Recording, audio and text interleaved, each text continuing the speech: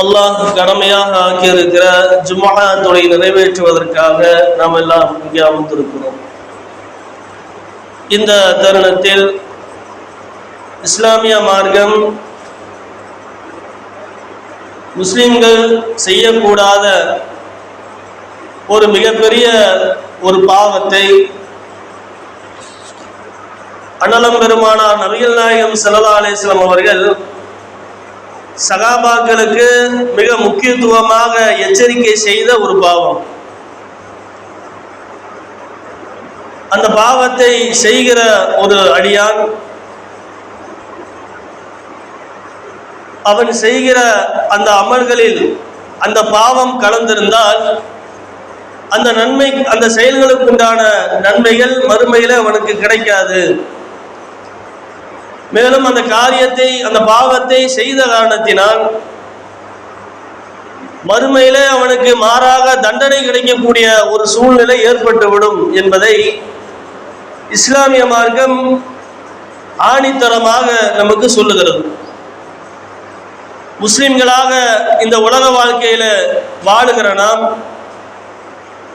அது போன்ற பாவங்களை நம்முடைய வாழ்க்கையில வந்துவிடக் கூடாது என்கிற அதீத சிந்தனை, அதிகமான எண்ணங்கள் நம்முடைய உள்ளத்திலே வர வேண்டும்.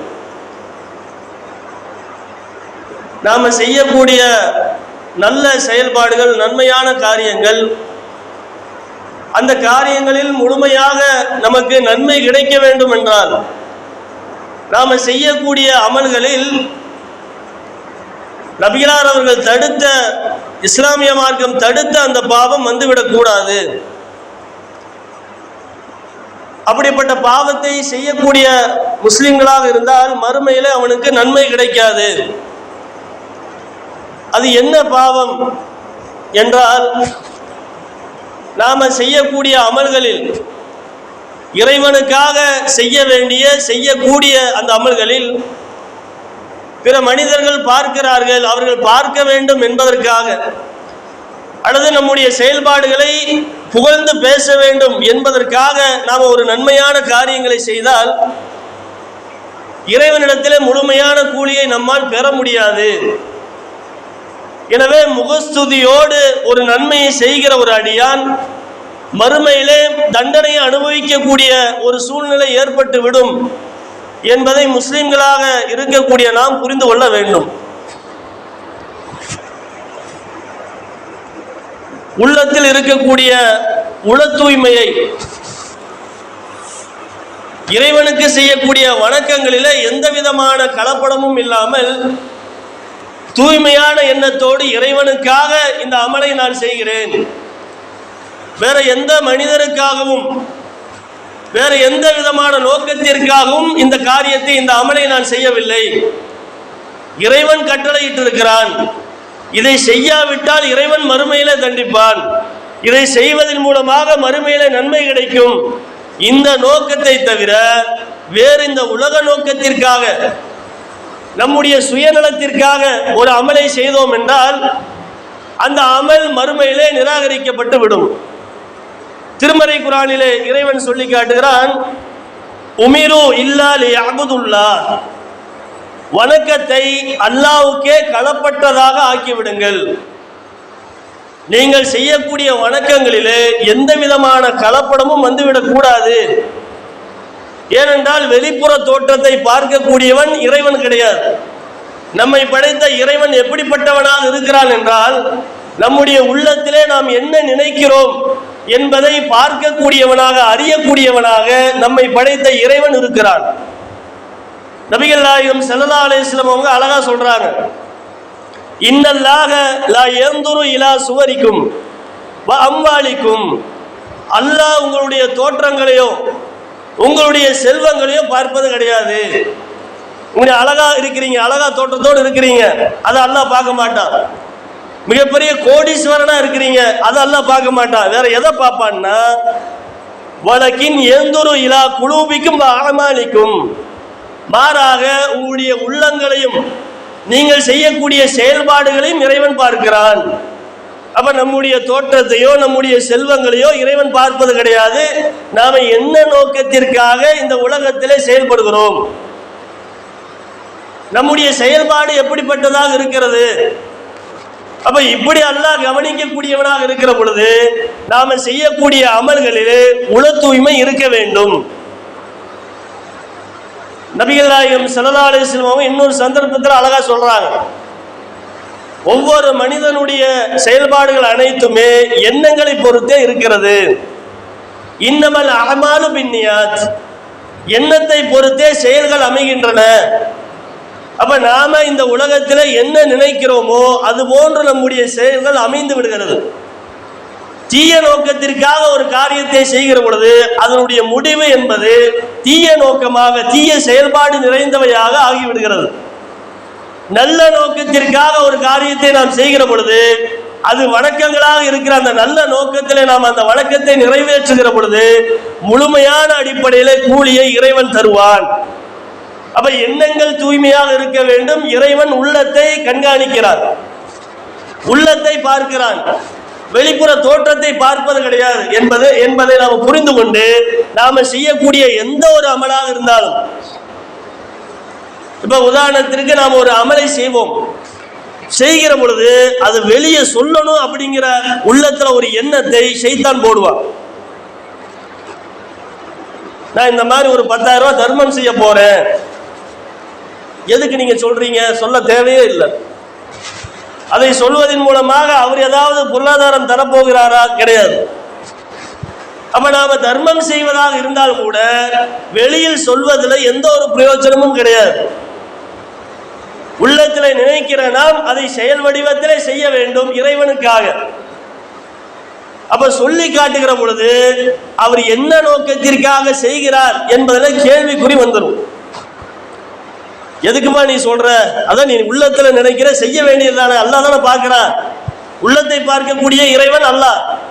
அப்ப வெளிப்புற தோற்றத்தை பார்ப்பது கிடையாது. நாம எதுக்கு சொல்றோம்னா நம்மை நல்லவனாக அவர்கள் நினைக்க வேண்டும். 10,000 ரூபாய் எடுத்து கொடுத்துட்டா இவர் தர்மம் அதிகமா செய்யறாரு, சம்பாதிக்கிறது குறைவு, ஆனா அதிகமா அள்ளி கொடுக்கிறாரு, இவர் மாதிரி யாருமே கிடையாது அப்படின்னு நமக்கு எதிர்ப்புறம் இருக்கக்கூடிய மக்கள் நினைக்க வேண்டும் என்பதுதான் வெளியே சொல்வதிலிருந்து கிடைக்கக்கூடிய ஒரு திருப்தியை தவிர வேற எதுவுமே கிடையாது. அவர்கிட்ட சொல்வதனால எதுவுமே கிடைக்காது. எது கிடைக்கும்? நான் செய்யறேன், இப்படி செய்வதன் மூலமாக அவர் என்னை புகழ்வார். முன்னாடி புகழாவிட்டாலும் 4 பேர்கிட்ட போய் சொல்வாரா இல்லையா, நல்ல மனுஷங்க அதிகமா எடுத்து கொடுத்தா தான தர்மம் பண்ணியிருக்காரு, நான் கேட்டிருக்கேன் அவர் சொன்னத. அப்ப யார் சொல்லுவா என்றால் 199% யார் சொல்லுவான்னா உள்ளத்திலே இதன் மூலமாக யாராவது நம்மை பாராட்டி விடுவார்களா என்கிற எண்ணத்திலே தான் வெளியே சொல்கிறார்கள். இப்ப தர்மம் நாம செய்கிறோம், வெளியே பார்க்கக்கூடிய அடிப்படையில் தர்மம் செய்வது மார்க்கத்தில் தவறு கிடையாது. அதே போன்று மறைமுகமாக தர்மம் செய்வது சிறந்தது. திருமறை குர்ஆனில் அல்லாஹ் சொல்லி காட்டுகிறான். அப்ப வெளிப்படையாக செய்யக்கூடிய தர்மத்தின் மூலமாக அதுவும் என்ன நோக்கத்திற்காக நாம் செய்ய வேண்டும் என்றால் இதை பார்த்து 4 பேர் என்ன செய்யணும், கடைபிடிக்க வேண்டும். நம்ம ஒரு 1000 ரூபாய் பள்ளிவாசலுக்காக நம்ம செலவு செய்கிற பொழுது எல்லோரும் பார்க்கக்கூடிய அந்த நேரத்திலே நம்முடைய சட்டை பையிலிருந்து அந்த 1000 ரூபாய் எடுத்து கொடுக்கிற அந்த நேரத்தில் 4 பேர் இது போன்று செய்வார்கள் அப்படிங்கிற எண்ணத்தில் வெளிப்புறமாக செய்தால் அந்த நன்மை, அந்த செயல்பாடுக்கு நன்மை கிடைக்கும். ஆனா வெளிப்புறமாக எப்படி செய்யறாங்க, பெரும்பாலான மனிதனுடைய உள்ளங்கள்ல நம்மளை புகழணும். இப்ப நம்மள்ட்ட ஒருத்தர் கடன் கேட்டு வருவார், பெரும்பாலும் நம்ம அதை பார்த்துருக்கிறோம், பள்ளிவாசல்ல இது நடைபெறுகிறது. கடன் கேட்ட ஒரு நபர் என்ன செய்வார், தொழுகைக்கு வந்திருப்பாரு, அவரை கூப்பிட்டு தனியா கொடுக்கலாமா இல்லையா, கொடுக்க மாட்டார். என்ன பண்ணுவாரு, எல்லாரும் இருக்கக்கூடிய அந்த சபையில எவ்வளவு கேட்டீங்க, 1000 ரூபாயா 2000 ரூபாயா இருந்தாங்க, எல்லாரும் பார்க்கக்கூடிய அடிப்படையில். அப்ப கடன் கேட்டவர் அந்த நேரத்தில் என்ன செய்வார், இவன் அதுக்கெல்லாம் கேட்டோம் அப்படிங்கிற மாதிரி மிகப்பெரிய ஒரு அவமரியாதைக்கு உள்ளாகி விடுவார். அப்ப இப்படிப்பட்ட நபர்களையும் பார்க்கிறோம். என்ன நோக்கம், உங்களுடைய உள்ளத்துல என்ன நோக்கம், 4 பேர் நம்மளை புகழணும் என்பதை தவிர வேற நோக்கம் கிடையாது. அப்படி நோக்கம் இல்லாட்டி அவர் என்ன செய்வாரு, மறைமுகமா அதை செய்வார். எதுக்கு இந்த விளம்பரம்? அப்ப இந்த உள்ளத்திலே நாம நினைக்கக்கூடிய எல்லா அமல்களும், செய்யக்கூடிய எல்லா அமல்களும் உள்ளத்திலே இறைவனுக்காக செய்கிறேன் என்கிற நியத்துல தான் அந்த அமலை செய்ய வேண்டும். முகஸ்துதி என்கிற அந்த பண்பு எட்டி பார்க்கும், யாருக்கும் வராதுன்னு சொல்ல முடியாது. நாம எல்லாம் மாணவர்கள் கிடையாது, மனிதர்கள் தான். நம்முடைய உள்ளத்திலும் ஷைத்தான் தவறான எண்ணங்களை போடுவான். அப்படி போடுகிற அந்தந்த நேரத்தில் அவுது பில்லாஹி மினஷ் ஷைத்தானிர் ரஜீம் சொல்லி நம்ம என்ன செய்யணும்? அந்த பண்பிலிருந்து விலகிக் கொள்ள வேண்டும். இதன் மூலமா நீ ஒரு புகழ்ச்சியை எதிர்பார்த்துக்கொள் அப்படின்னு ஷைத்தான் தூண்டுவான். இல்ல நான் பண்ண மாட்டேன், இறைவனுக்காக நான் இதை செய்கிறேன் என்று என்ன செய்யணும்? அந்த நேரத்தில் இறைவனுக்காக அதை செய்ய வேண்டும். ரசூலுல்லாஹ் ரொம்ப கவலைப்பட்டிருக்கிறாங்க, ரொம்ப பயப்படுறாங்க. அப்ப சகாபாக்கள் இடத்துல என்ன செய்யறாங்க? உங்களிடத்துல பெரிய இணை வைப்பு ஏற்பட்டு விடும் அப்படிலாம் நான் பயப்படல, ஆனா உங்களுடைய விஷயத்துல நான் என்ன செய்யறேன்னா சிறிய இணை வைப்பை தான் நான் அஞ்சுகிறேன். சகாபாக்கள் கேட்கிறாங்க, யா ரசூலுல்லாஹ் சிறிய இணை வைப்புனா என்ன? அப்ப ரசூலுல்லாஹ் சொல்றாங்க, சிறிய இணை வைப்பு என்றால் அர்ரியாஹு முகஸ்துதி, பிறருக்காக செய்யக்கூடிய அமல்கள், அல்லாஹ்வுக்காக செய்யாமல் பிறருடைய திருப்திக்காக செய்யக்கூடிய செயல்பாடுகள். இந்த முகஸ்துதிக்காகத்தான் நான் அச்சப்படுகிறேன், பயப்படுகிறேன், அது உங்களிடத்தில் வந்துவிடக் கூடாது என்று சகாபாக்களை பார்த்து நபிகளார் அவர்கள் என்ன செய்யறாங்க? பேசுறாங்க. இந்த பண்பு பெரும்பாலான முஸ்லிம்களிடத்தில் இருக்கிறது. அந்த பண்பு நம்மிடத்தில் வந்து விட்டது என்றால் நம்முடைய மறுமை வாழ்க்கையை அழிந்துவிடும். 5 நேரம் தொழுகிறோம், அந்த தொழுகையில வந்துடக்கூடாது. நோன்பு வைக்கிறோம், அந்த நோன்புல வந்துடக்கூடாது. தர்மம் செய்கிறோம், அந்த தர்மத்தில வந்துவிடக்கூடாது. மார்க்கம் அனுமதித்த எல்லா நன்மையான காரியங்களிலும் இந்த சிறிய இணை வைப்பு வந்துவிட்டது என்றால் அதில் கிடைக்கக்கூடிய முழுமையான கூலி நம்மை வந்தடைந்து சேராது. மாறாக அல்லாஹ் என்ன செய்வான்? நீ இந்த பாவத்தில் இந்த தீய நோக்கத்தில் இந்த அமலை செய்தாய், அதனால உனக்கு நான் தண்டனையை கொடுக்கிறேன் என்று நரகத்தில் போடக்கூடிய ஒரு சூழல் ஏற்பட்டுவிடும். திருமறை குர்ஆனுடைய வசனங்களை எடுத்து படியுங்கள். எல்லா வசனங்களிலும் அல்லாஹ் என்ன செய்வான்? பெரும்பாலான வசனங்கள்ல அமல்களை எப்படி செய்ய வேண்டும், அது எப்படிப்பட்ட நோக்கமாக இருக்க வேண்டும் என்பதை பற்றி சில வசனங்கள்ல அல்லாஹ் சொல்லுகிறான். உதாரணமாக தர்மம், நாம் செய்யக்கூடிய தர்மம், ₹1 தான தர்மம் செய்தால் அதிலே இறைவன் தரக்கூடிய நன்மை என்பது அளப்பெரியது. திருமறை குர்ஆன்ல அல்லாஹ் சொல்லி காட்டுகிறான். அல்லாஹ்வுடைய பாதையிலே செலவு செய்பவருடைய உதாரணத்தை அல்லாஹ் சொல்லி காட்டுறான். மஸலுல்லதீன யுன்ஃபிகூன அம்வாலஹும் ஃபீ ஸபீலில்லாஹ், அல்லாஹ்வுடைய பாதையில செலவு செய்பவருக்கு உதாரணமாக ஒரு தானியத்தை அல்லாஹ் உதாரணமாக காட்டுகிறான். கமஸலி ஹப்பா, ஒரு தானியம், 50 சபா சனாபில், அது பூமியிலே புதைத்தால் 7 கதிர்களை முளைக்க செய்கிறது. ஃபீ குல்லி சும்பலத்தி மியத்து ஹப்பா, அந்த 7 கதிரிலும் ஒவ்வொரு கதிரிலும் அல்லாஹ் 100 தானியங்களை வெளிப்படுத்துகிறான். ஒரு தானியத்தை பூமிக்குள் புதைத்தால் 700 தானியமாக அல்லாஹ் என்ன செய்யறான்?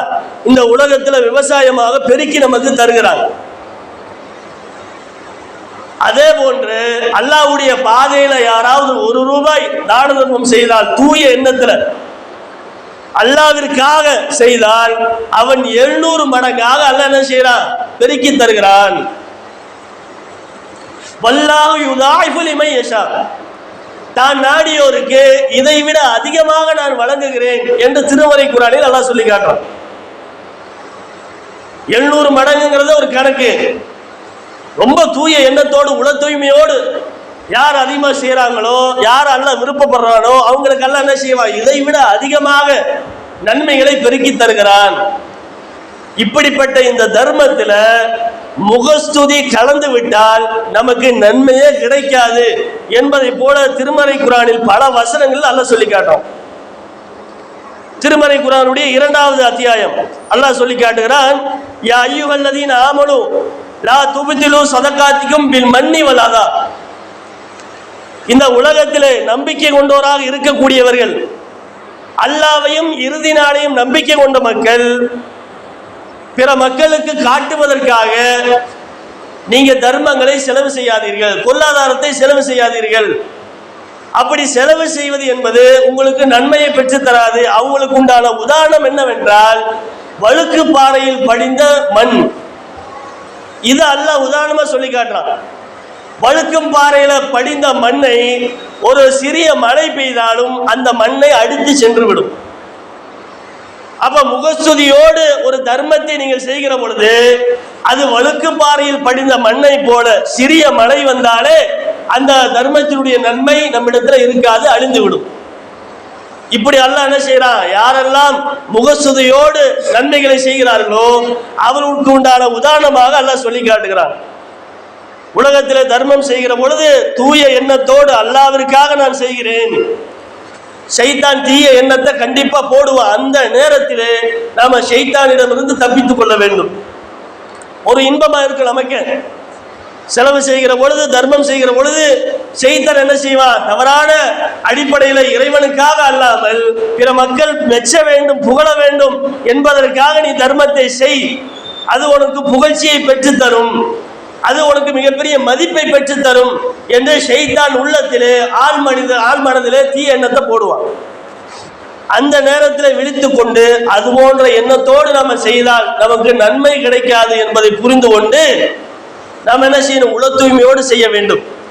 உள தூய்மையோடு செய்கிற ₹1 தர்மமாக இருந்தாலும், உள தூய்மை இல்லாமல் செய்யக்கூடிய 1 கோடி தர்மமாக இருந்தாலும் இதில் எது சிறந்தது என்று இஸ்லாம் சொல்லுகிறது? உள தூய்மையோடு செய்யக்கூடிய ₹1 தர்மம். அதைத்தான் அல்லாஹ் சிறந்ததாக 700 மடங்காக அல்லது அதை விட அதிகமாக அல்லாஹ் செய்யறான், பெருக்கி தர்றான். முகஸ்துதியோடு ₹1,00,00,000 தர்மம் செய்தாலும் அதற்கு அல்லாஹ் என்ன செய்ய மாட்டான், நன்மையை தர மாட்டான். இன்றைக்கு நாம பார்க்கணும், பெரும்பாலான இடங்கள்ல செய்யக்கூடிய நன்மைகளை எடுத்துக்கொண்டால் உள்ளங்களிலே தவறான எண்ணங்களோடு மக்கள் என்ன செய்யறாங்க, செயல்படுகிறார்கள். இது எப்படி வெளியே தெரியும் நீங்க கேட்க கூடாது, நீங்க சிந்திச்சு பாருங்க. நாமே ஒரு சில நேரங்கள்ல அந்த பாவத்தை செய்யக்கூடிய அந்த சூழல் நமக்கே ஏற்பட்டிருக்கும். யோசிச்சு பார்த்தா ஒவ்வொருவருக்கும் ஒவ்வொரு சூழ்நிலை நமக்கு தெரியும். நான் அந்த நேரத்தில் கொடுக்க போகும்பொழுது செய்தான தீய எண்ணத்தை உண்டாக்குனா, அப்ப இது போன்று எல்லா மக்களுக்கும் உண்டாக்கி இருப்பான். அப்ப அந்த அடிப்படையில் நம்முடைய அந்த உள்ளத்திலே ஷைத்தான் தீண்டுகிற அந்த நேரத்தில் அஊது பில்லாஹி மினஷ் ஷைத்தானிர் ரஜீம் சொல்லி நம்மை நாமே பாதுகாத்துக் கொள்ளக்கூடிய ஒரு காரியத்தை நம்ம செய்யணும். ஏனென்றால் இந்த பிறர் புகழ வேண்டும் என்கிற அந்த நோய் என்பது நம்மை அழுத்தி விடக்கூடிய ஒரு நோயாக இருக்கிறது. உலகத்துல பாருங்க, சாதாரண ஒரு செயல்பாடு, நாம் ஒரு வியாபாரம் செய்கிறோம், அந்த வியாபாரத்தை பெருக்குவதற்காக விளம்பரம் செய்யக்கூடிய மக்கள் இருக்கிறாங்க, அது தப்பு கிடையாது. நம்முடைய வியாபாரத்தை பெருக்குவதற்காக அதிலிருந்து சம்பாதிப்பதற்காக நாம செய்யக்கூடிய ஹலாலான விளம்பரம் என்பது அது மார்க்கத்தில் தடை கிடையாது. சிலர் என்ன செய்வாங்கன்னா விளம்பரம் செய்வார்கள். அந்த விளம்பரம் என்பது எப்படிப்பட்டதாக இருக்கும் என்றால், நான் சிறந்தவன், எனக்கு இவ்வளவு பெரிய தகுதி இருக்கிறது என்பதற்காக சில பேர் என்ன செய்வாங்க, சமூக வலைதளங்கள்ல விளம்பரம் செய்வார்கள். தன்னைத்தானே போட்டோ எடுத்து போட்டுக்கொண்டு இதற்கு எத்தனை லைக் விழுகுது அப்படின்னு என்ன செய்வாங்க, போனை எடுத்து வச்சு பார்த்துக்கிட்டே இருப்பாங்க. தினமும் ஒரு போட்டோ போடுவார். எதுக்கு பாய் தேவையில்லாம போட்டோ, வேலையே இல்லையா அப்படின்னு நினைக்கக்கூடிய அடிப்படையில் ஒவ்வொரு நாளும் என்ன செய்வாங்க, போட்டோ எடுத்து தன்னைத்தானே போட்டோ எடுத்துக்கொண்டு அல்லது வேற ஏதாவது காட்சி போட்டோ எடுத்துக்கொண்டு போட்டுக்கிட்டே இருப்பாங்க. போட்டோவோடு மட்டுமல்லாம அதுக்கு லைக் விழுகுதான்னு பார்ப்பாங்க. லைக்கு விழுகாட்டி என்ன செய்வாங்க, போனை போட்டு கூப்பிடுவாங்க. என்னப்பா லைக்கே போட மாட்டேங்கிறீங்க, நான் ஒரு போட்டோ போட்டிருக்கேன் லைக் போட மாட்டேங்கிறீங்களே, நான் எதுக்கு லைக் போடணும், அது எனக்கு தேவையா, அதுக்கு போட்டா நீங்க ஏதோ ₹100 கொடுப்பியா? அப்ப ஒரு காரியம் ஒரு பிரயோஜனமும் இல்லை. அவர் என்ன செய்வாரு, லைக் போடலன்னு வைங்க, ஒருவேளை கோபமா இருக்கிறாரோ, வாட்ஸ்அப்ல ஒருத்தருக்கு ஒரு செய்தி அனுப்புவோம், அந்த செய்தி எப்ப செய்தி அனுப்பினாலும் ரிப்ளை பண்ணுவார். ஒரு நாள் என்ன செய்யல, ரிப்ளை பண்ணல, உடனே நம்ம என்ன செய்வோம், பெரும்பாலான மக்களுடைய உள்ளத்தில் இருக்கக்கூடிய நோய், நம்ம என்ன செய்வோம், ஒருவேளை நம்ம மேல ஒரு கோபமா இருக்கிறாரோ, அன்னைக்கு அந்த மாதிரி பேசுன ஏதாவது சங்கடப்பட்டாரா, ஒருவேளை இப்படி நடந்திருக்குமோ அப்படி நடந்திருக்குமோன்னு சொல்லி அவர் வேலை நிமித்தமா என்ன செஞ்சிருப்பார், பார்க்காம விட்டுருப்பார். இவங்க என்ன செய்வாங்கன்னா எப்போதுமே நம்ம அனுப்பக்கூடிய செய்தியை பார்த்து என்ன செய்வாரு, புகழ்ந்து ஏதாவது பேசுவாரு, ஏதாவது லைக் போடுவாரு. இன்றைக்கு என்ன எதுவுமே பண்ணலையே, ஒருவேளை நம்ம மேல கோபமா இருக்கிறாரான்னு சொல்லி அது ஒரு மனநோயாக உள்ளத்துல அதை அழுத்தி கொண்டே இருக்கக்கூடிய மக்களை எல்லாம் பார்க்கிறோம்.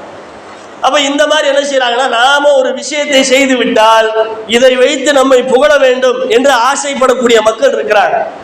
சமூக வலைதளத்தில் ஒரு வீடியோவை பதிவு செய்து இதை அதிகமான மக்கள் பார்க்க வேண்டும், பார்த்து என்ன செய்ய வேண்டும் என்றால் அந்த வீடியோவை புகழக்கூடிய அடிப்படையில், நம்மை புகழக்கூடிய அடிப்படையில் பேஸ்புக்கில் பதிவை போட வேண்டும் அப்படின்னு ஆசைப்படுறாங்க.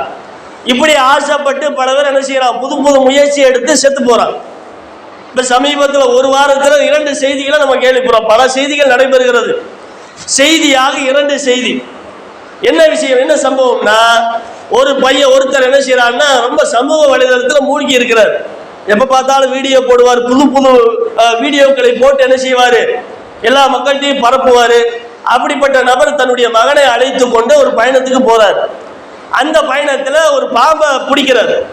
அந்த பாம்பு விஷப்பாம்பு, சாதாரண பாம்பு கிடையாது, தண்ணி பாம்புன்னு சொல்லுவாங்க. ஒரு சில பாம்புகள் வந்து விஷம் இருக்காது, அந்த பாம்பு கிடையாது, விஷப்பாம்பு. அந்த பாம்பை பிடித்து என்ன செய்யறாரு, அவரும் 2-3 போட்டோ எடுக்கிறாரு. தன்னுடைய பிள்ளைகிட்ட கொடுத்து என்ன செய்யறாரு, அவன் கழுத்தை பிடிக்கிறாரு, அவரு பாம்புடைய கழுத்தை பிடிக்கிறாரு. அது போல நீ பிடி அப்படி மகனும் பிடிக்கிறார். பிடிச்சி என்ன செய்யறாரு, அந்த பாம்பை பார்க்குற மாதிரி ஒரு வீடியோ எடுக்கிறார். வீடியோ எடுத்த உடனே அந்த வீடியோவில் லைவ் போடுது. லைவ்ல என்ன செய்யறாங்க, எல்லாம் பார்த்து ரொம்ப புகழ்ந்து பேசுறாங்க. பேசின உடனே அவருக்கு ஏறிக்குச்சு. என்ன ஏறிக்குச்சு, அந்த மதிப்பு மரியாதை எல்லாம் ஏறிய உடனே அவர் என்ன செய்யறாருன்னா, இதுக்கு மேல வித்தியாசமா ஏதாவது செய்யணும் அப்படின்ட்டு தன்னுடைய மகனை பாம்புக்கு நினைச்சி முத்தம் கொடு. எதுக்கு, விஷப்பாம்பு. அவனு என்ன செய்யறான்னா, அந்த பாம்பை பிடிச்சி முத்தம் கொடுக்குறா, வாயில குத்திருச்சு. ஒரு சில மணி நேரத்தில் அந்த சிறுவன் என்ன செய்யறான், இறந்து விடுகிறான். அப்படிங்கிற செய்தியை நம்ம பார்க்கிறோம். அப்ப இது தொலைக்காட்சியில வந்த செய்தி 1-2 செய்தி. இதைவிட அதிகமாக நடைபெறுகிறது. ரீல்ஸுக்காக மற்றவர்கள் நம்மை புகழ வேண்டும், வித்தியாசமா இருக்கிறாரு, இவரை மாதிரி யாரும் இருக்க மாட்டாங்க அப்படிங்கிறதுக்காக பலவிதமான புது புது செயல்பாடுகளை செய்கிறார்கள். அது அவர்களை மரணத்தை நோக்கி அழைத்து செல்கிறது. இது மிகப்பெரிய ஒரு மனநோயாக மாறிவிட்டது.